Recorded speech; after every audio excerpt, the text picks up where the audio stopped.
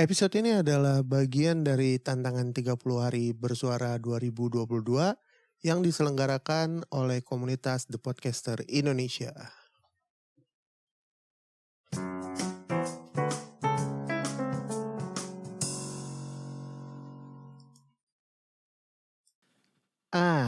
Balik lagi di Movie Corner Indonesia bersama gue Irsan 56 untuk 30 hari bersuara 2022. Untuk episode kali ini temanya adalah pamer. Untuk pamer ini agak tricky ya. Gue bingung untuk ngambil film, tapi gue dapet satu series yang ada di Netflix, judulnya Bling Empire. Kenapa gue mengkategorikan Bling Empire sebagai series? Bukan. Kenapa gue ngambil Bling Empire sebagai series untuk gue taruh di tema pamer? Karena isinya orang-orang ini tidak mau kalah, khususnya di kekayaan dan gaya hidup. Udahlah, biar nggak kelamaan, langsung aja kita masuk ke pembahasan series dari Netflix, Bling Empire.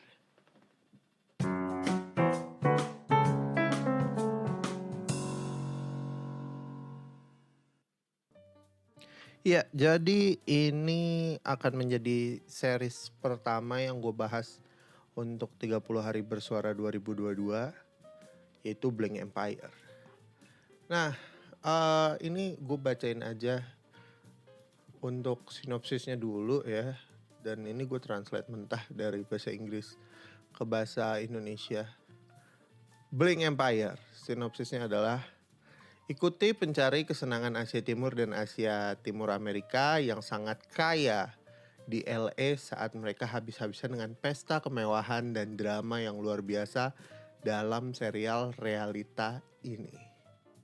Jadi seperti yang mungkin gue udah sebutin di awal tadi, series ini menyoroti orang-orang kaya, khususnya orang-orang kaya dari Asia atau keturunan Asia yang tinggal di LA. Mereka di sini suka party, suka gaya hidup mewah, dan banyak drama yang dibumbuin dan ditunjukin kepada publik lewat series ini gitu loh. Meskipun beberapa mungkin agak lebay dan kayak agak-agak dragging gitu untuk beberapa episode. By the way, Bling Empire ini tayang di Netflix dari 2021 dan udah sampai season ketiga.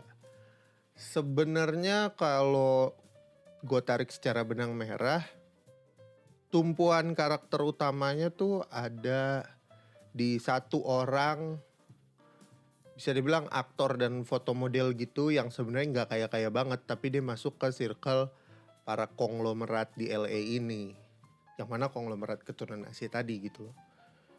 Nah, sebelum masuk ke pembahasan lebih lanjut, gue bahas dulu untuk cast and crew-nya.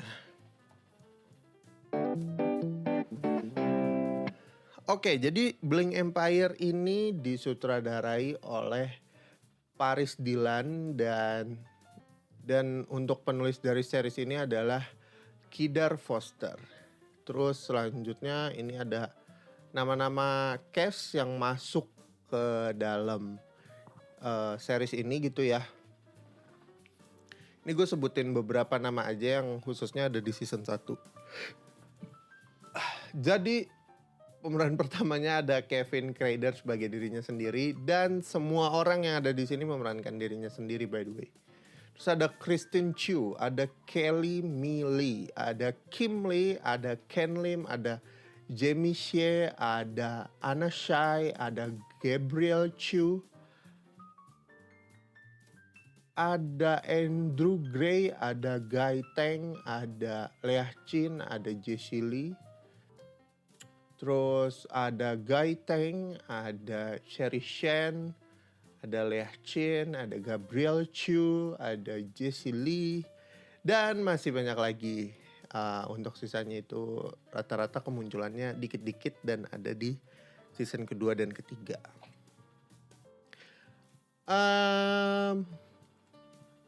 kurang lebih kayak gitu untuk case-nya. Um, Tanpa berlama-lama lagi, kita lanjut ke pembahasan dari seriesnya. Jadi ini gue cerita awalnya dulu ya, gue bisa nemu series ini gimana. Gue gak sengaja waktu itu lagi scrolling di Netflix, terus ada upcoming Bling Empire di 2021. Terus gue perhatiin ada Kim Lee. Gue tahu Kim Lee tuh dari salah satu influencer atau content creator dari Singapura. Dia sempat main di beberapa video di YouTube-nya content creator ini, dan ternyata dia juga DJ, yaitu si Kim Lee. Nah, Kim ini emang punya aura selebriti gitu ya, dan dia juga entertainer anyway. Pas gue lihat ada nama dia di Bling Empire, gue penasaran dong, jadi gue mau nonton. Nah, pas gue nonton itu gue no idea sama sekali, kayak ini mereka siapa, ini mereka kenapa. Dan setelah nonton beberapa episode kayak udah mulai tahu nih bahwa ya ini emang menyoroti gaya hidup para konglomerat yang glamor mewah di LA sana gitu loh. Series ini bertumpu pada, bisa dibilang, pemeran utama yaitu Kevin Crader. Dia ini seorang fotomodel dan juga bintang iklan kalau nggak salah. Dan ya influencer juga. Lu orang bisa cek aja IG-nya. Dia cukup aktif.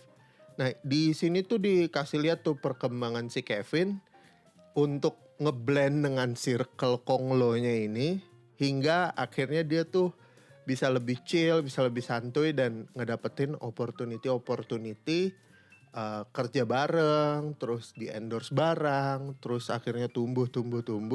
Yang tadinya cuman jadi ya bisa dibilang kelas D gitu ya untuk entertainer, dan dia pelan-pelan menjajaki tangga karir yang lebih tinggi karena bantuan dari teman-teman circle-nya dia yang Konglo ini. Nah, itu tadi kurang lebih benang merahnya gitu loh.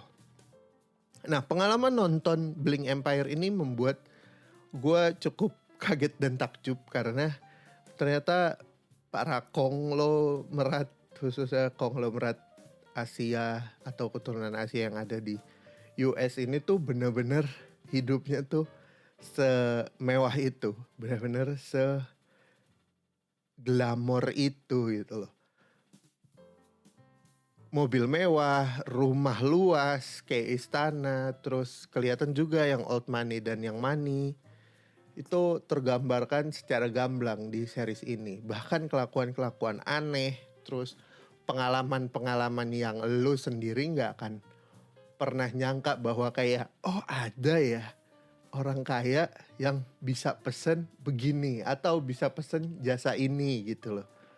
Itu ada, men. Itu gue cukup kaget. Terus ada juga yang kayak dia pacaran gitu ya kan, yang satu kaya banget, yang satu biasa-biasa aja. Tapi si pacar yang biasa-biasa aja ini tuh nyebelin dan cenderung jadi benalu, anjir. Cuman karena dia nempel dengan orang kaya, akhirnya dia kebawa tuh, cipratan lah kasarnya gitu. Meskipun di situ sebenarnya konfliknya gitu loh. Akhirnya ditampilin betapa busuknya ini orang, terus endingnya kayak gimana, terus apa yang dilakukan si kayak ini untuk bisa survive dengan si laki-laki ini, atau gimana caranya dia akhirnya berdamai dan lain-lain. Udah gitu di sini tuh juga digambarin secara gamblang kayak ego-egonya orang kaya, apalagi orang kaya baru gitu ya, itu mudah tergores, apa ya nyebutnya ya, mudah tergesek lah istilahnya gitu. Mereka tuh kiasu banget, mereka gak mau kalah. Ada satu begini, akhirnya mereka ikut-ikutan begitu. Mereka bikin party yang begini, ntar dikomenin bla bla bla bla bla. Akhirnya yang gak mau kalah bikin party yang lebih gede. Terus konflik-konfliknya juga ya seputar ego gitu loh. Ego dari orang-orang kaya ini.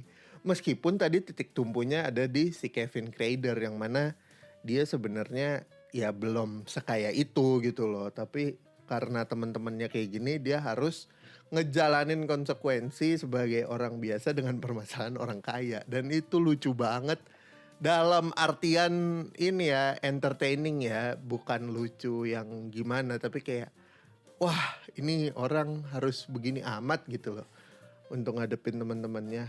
Nah di series ini tuh digambarkan dengan sangat smooth, sangat oke. Bahkan bisa dibilang gue ngerasa kayak nonton variety show yang ngikutin keseharian artis gitu loh. Padahal tuh ya kejadiannya tuh bertahap kayak oh ini minggu ini, oh nanti minggu depan beda, oh nanti bulan depan kasusnya beda-beda tapi kan dikemas dalam satu episode atau beberapa episode gitu. Terus di series ini tuh juga ngegambarin cara berperilaku orang-orang kaya ini gitu loh. Lo old money dan lo gak neko-neko tuh lo bisa ngeblend dengan berbagai kalangan. Bahkan lo tuh cenderung nyari orang-orang yang bisa support lo untuk mungkin diberikan investasi atau diberikan support secara finansial untuk tumbuh gitu loh, untuk maju. Meskipun gak semuanya support yang dikasih itu berupa uang, tapi bisa benda, bisa juga pengalaman-pengalaman yang keren-keren gitu. Dan lo akan ngelihat semua belakang layar dari kemewahan yang lo lihat di depan mata. Kayak nanti mereka ada Paris Fashion Week lah, mereka ada party lah. Nah intrik-intrik di dalam party, sebelum party, cara mereka nyiapin party, terus cara mereka naik private jet, cara mereka beli mobil dan lain-lain dan menangani berbagai macam masalah tuh dikasih lihat secara gamblang di sini. Meskipun secara skor story di IMDb ini cukup kecil ya, yaitu 5,8/10 dari 3.400 orang yang vote. Actually gue setuju sih dengan skor yang dikasih IMDb ini karena memang serenyah, sereceh itu gitu. Lu nonton Blank Empire tuh kayak lu nonton sinetron tapi versi reality show aja. Kayak lu ngikutin keseharian artis di vlog tapi ini bayar di Netflix dan ada seasonnya kayak gitu. Terus series ini gue rekomendasiin sih buat lo orang yang mungkin pengen tahu gaya hidup orang-orang kaya di LA sana gitu ya, khususnya yang keturunan Asia, gimana cara mereka ngelola bisnis di belakang layar, gimana cara pandang dan cara mereka menghadapi masalah atau menyelesaikan masalah di antara circle mereka. Nah, lu tonton film ini sih. Lu tonton series ini sih. Tapi ya gitu ya, jangan terlalu berharap banyak ya. Lu anggap aja kayak lu lagi nonton MTV apa ya zaman dulu ya. Ya kayak lu nonton vlog aja lah. Vlog yang vlog orang kaya gitu ya, yang benar-benar mamerin kesehariannya dikemas dengan ala-ala dokumenter, udah gitu aja. Nah ini cocok banget ditonton untuk nemenin lo makan siang, lo santuy-santuy ya kayak gitu lah. Oke segitu aja untuk episode pamer. Sampai jumpa lagi di episode selanjutnya. Ciao.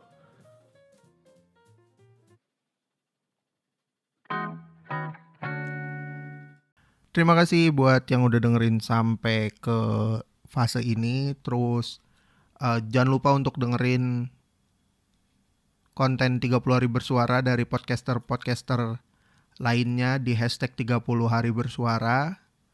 Terus follow juga IG komunitas @thepodcasters.id untuk update tentang challenge hashtag 30 hari bersuara.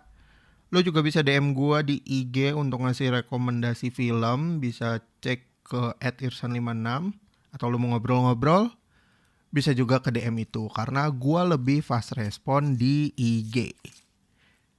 So itu aja mungkin untuk bahasan kita di episode kali ini. Sampai ketemu di episode selanjutnya. Gue Irsan 56 pamit. Ciao.